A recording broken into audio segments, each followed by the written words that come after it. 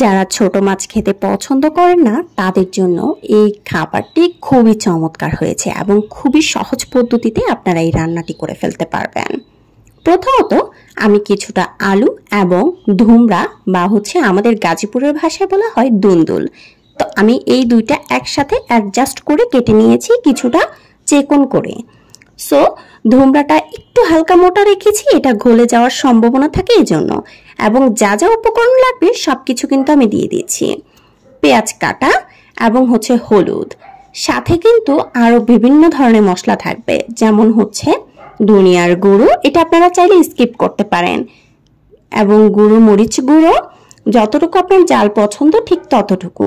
যেহেতু এরকম রান্নায় কাঁচামরিচ খুব সুন্দর একটা ফ্লেভার আনে, সেজন্য আমি কাঁচামরিচের মধ্যে ব্যবহার করেছি। এবং করেছি লবণ, পরিমাণ মতো লবণ দিবেন, প্রয়োজনে একটু কম দিবেন, পরবর্তী সময়ে লাগলে আরো বেশি করে দিবেন।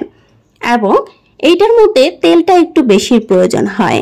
যদি আপনি সুন্দরভাবে রান্না করতে পারেন তাহলে আপনার তেলটা কম দিলেও চলবে।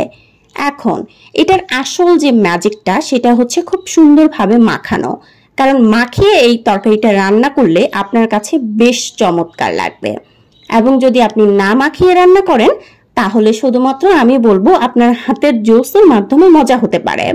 আপনি রান্না করতে করতে যদি অভিজ্ঞতা হয়ে যান তাহলে আপনার অবশ্যই মজা লাগবে, কিন্তু আমি মনে করি এটা খুব সুন্দরভাবে মাখিয়ে রান্না করাটার মধ্যে অন্যরকম একটা মজা রয়েছে। কিছু কিছু রান্না না মাখালে মজা লাগে না। এবং কিন্তু এখানে দিয়ে দিয়েছি কিছু ছোট মাছ। আপনি যে কোনো ছোট মাছ দিয়ে এই রান্নাটা আপনি খুব ইজিভাবে করে ফেলতে পারবেন।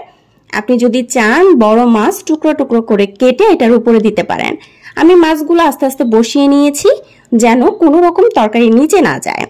এবং কিছুটা ধনিয়া পাতা দিয়েছি, ধনিয়া পাতার ফ্লেভারটা জাস্ট অস্থির হবে, এই জন্য মূলত এখানে দিয়ে দেওয়া। এবং আপনারা খুব সুন্দরভাবে এটা চারোপাশ দিয়ে মিলিয়ে দেবেন। এবং আমি হাত দিয়ে যেহেতু মাখিয়েছি সেই মশলাটা ভরে আছে, সেজন্য পানি দিয়ে ধুয়ে আমি কিন্তু অল্প একটু পানি দিয়েছি যেন ধুমরার মধ্যে পানি উঠে, এর জন্য একটু কম করে দিয়েছি। যদি পানি না উঠতো তাহলে একটু বেশি দিতাম।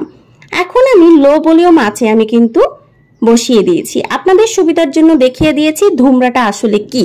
আমাদের গাজীপুরের ভাষায় বলা হয় দুন্দুল। তো ওইটাই দেখছেন কতটা পানি উঠেছে, যখন আপনার এটা উতলিয়ে পড়বে তখন কিন্তু আপনি বুঝতে পারবেন। তো এই আমাদের ফাইনাল লুক। আমি কিন্তু জাল করেই যাচ্ছি, এর মধ্যে কিন্তু প্রচুর পরিমাণ জালের প্রয়োজন আছে।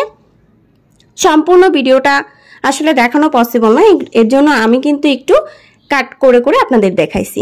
এই আমাদের ফাইনাল লুক। সবাই একটু কমেন্টস করে বলবেন যে কতটা খেতে সুস্বাদু হয়েছে এবং দেখতে আপনাদের কাছে কেমন লাগছে। আমি আশা করি আপনি এক প্লেট ভাত যদি না খেতে পারেন তাহলে আমাকে এসে কমেন্টস করবেন এই রেসিপিটার মাধ্যমে।